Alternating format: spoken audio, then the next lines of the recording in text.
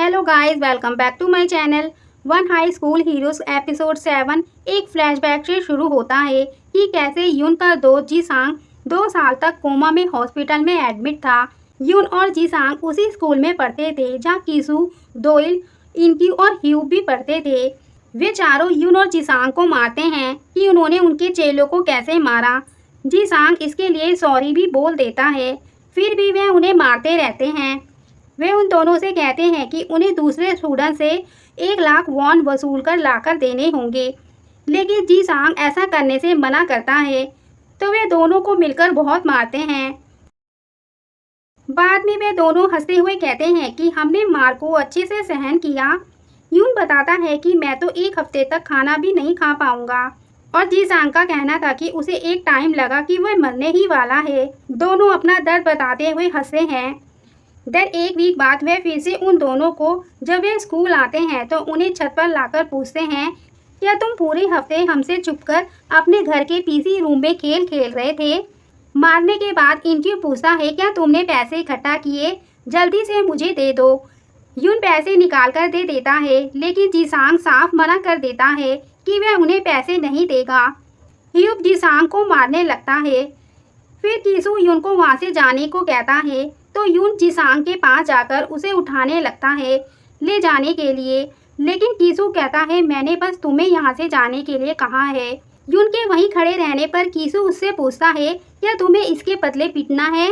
जीसांग यून को वहाँ से जाने के लिए कहता है। कीसू जोर से बोलकर उसे जाने को कहता है, तो यून वहाँ से नीचे आ जाता है। उसे अपने घर की ओर जाते हुए दिखाते हैं।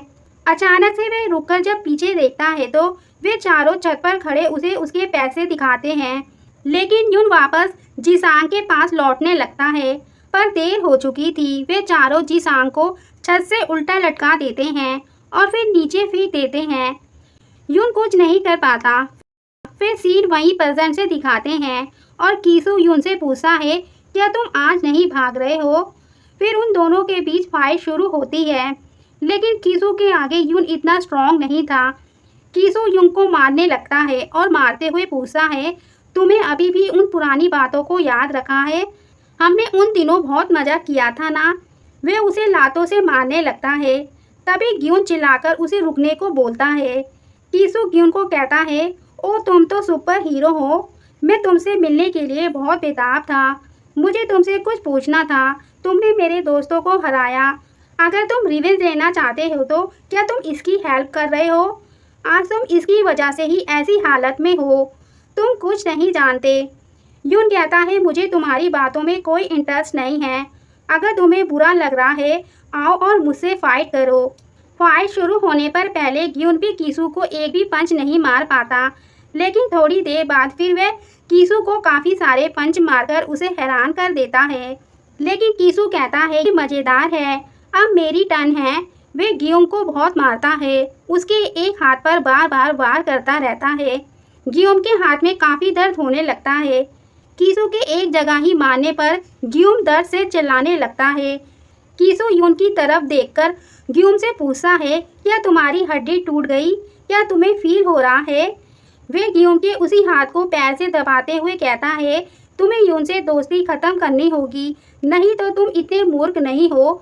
वे यून से कहता है, रिवेंज लेना इसे कहते हैं। वे गियोम के पैर को ऊपर रखकर एक गिटार को मारने ही जा रहा था कि तभी वहाँ ज्ञानजे आकर उसे रुकने को कहता है। कीसू ज्ञानजे से बोलता है, तुम बहुत दिनों बाद दिखे हो। मैं तुम्हारे इस सॉफ्टनेस वाले साइड को नहीं जानता था। ज्ञानजे कीसू को वहाँ से जाने को कहता है। कीसू ज्ञानजे के बारे में जानता था कि वह कहाँ से आया है। वह उससे फाइट नहीं करना चाहता था, तो गियोम से कहता है, ओए सुपर हीरो, हम दोबारा मिलेंगे। वे गियोम के कैसेट प्लेयर को अपने साथ ले जाता है। ज्ञानजे कहता है, तुम लोग भी अब ऐसा करना बंद कर दो। वे यून से बोलता है, यून अब मुझे और परेशान मत करना, मैंने तुम्हारी एक बार हेल्प कर दी है।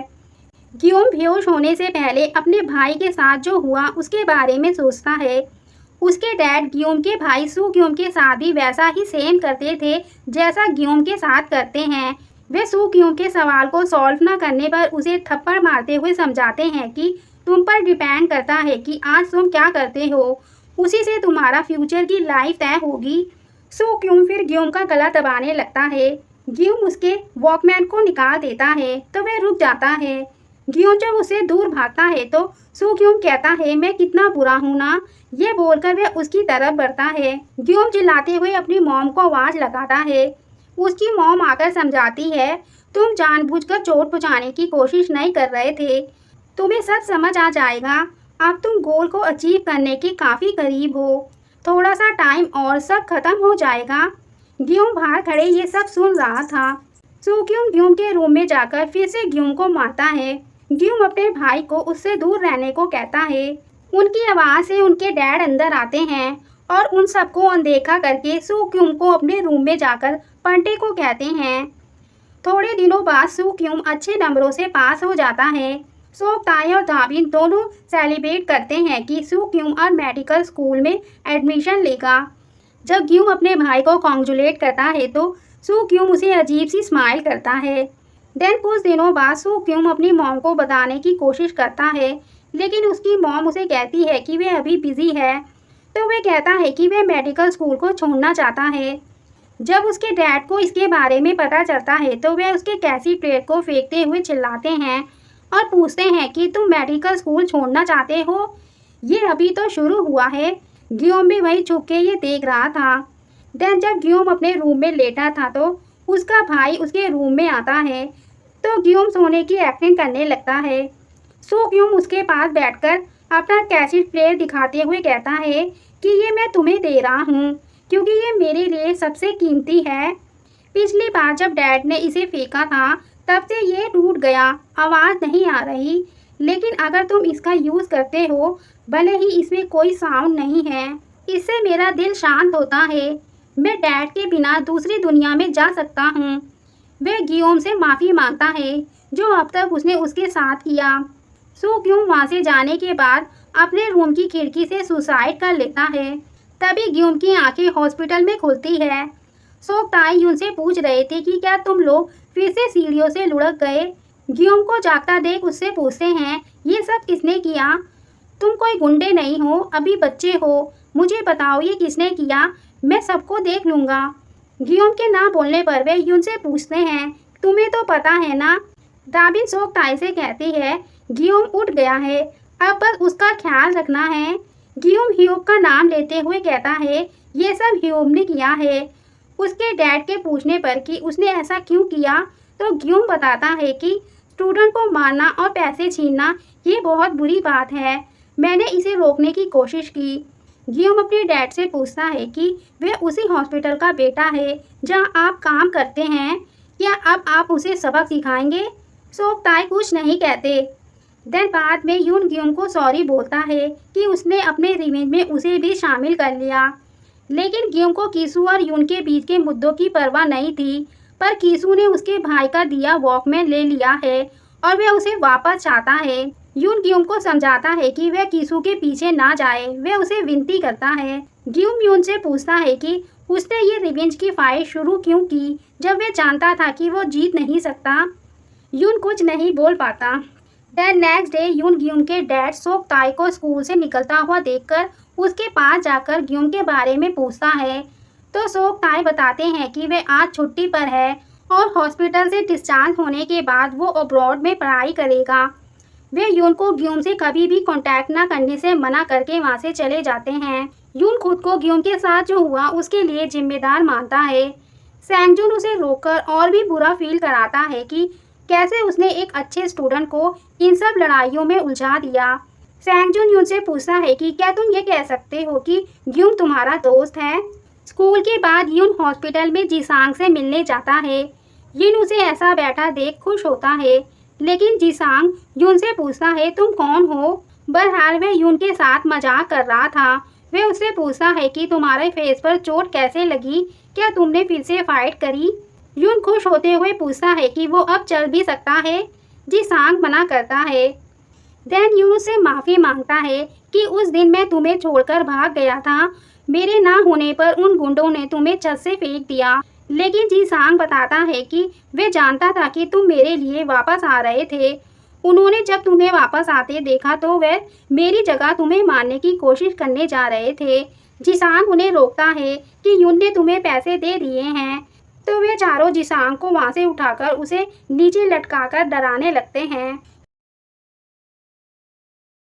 फिर वे मिलकर उसे नीचे फेंक देते हैं। जिसांग यून को समझाता है, मैं ऐसा तुम्हारी वजह से नहीं हूँ, मैंने तुम्हें बचाया क्योंकि तुमने कहा था कि तुम पुलिस स्टेशन जा रहे हो और ये सब बता दोगे। तुम्हारे बताए बयान के कारण ही मेरे डैड उन पर ऑफिशियली केस शुरू कर पाए, लेकिन ह्यू के डैड थोड़े स्ट्रांग हैं। तुम्हारी वजह से हम कोशिश तो कर पाए। ये अकेलापन बहुत डरावना था, लेकिन मेरे साथ हमेशा रहने के लिए थैंक यू। नेक्स्ट सीन में ग्यूम को दिखाते हैं, उसे अपने भाई का इल्यूजन होता है कि सू ग्यूम उसे अपना वॉकमैन देकर वहाँ से चला गया है। ग्यूम भी अपने भाई के पीछे जाने लगता है। दाबिन की जब आँख खुलती है तो वे देखती है कि ग्यूम अपने बेड पर नहीं है, तो वे घबरा जाती है।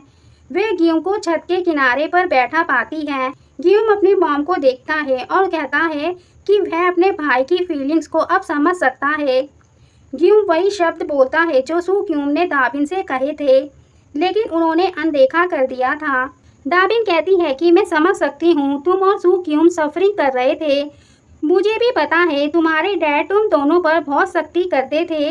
मैं लालची हो गई थी, मैं तो बस यही चाहती थी कि तुम ठीक रहो। वे ग्यूम से उन्हें ना समझने के लिए माफ़ी मांगती है और उसे नीचे उतरने को कहती है। दाबिन को अपना बेटा सू ग्यूम दिखाई देता है और उसे घबराहट का अटैक पड़ने लगता है। वे तब तक सांस नहीं ले पाती जब तक कि ग्यूम अपनी मॉम का आकर हाथ नहीं पकड़ लेता। दाबिन ग्यूम को गले लगाकर रोती है और उसे प्रॉमिस करती है कि वह उसे प्रोटेक्ट करेगी।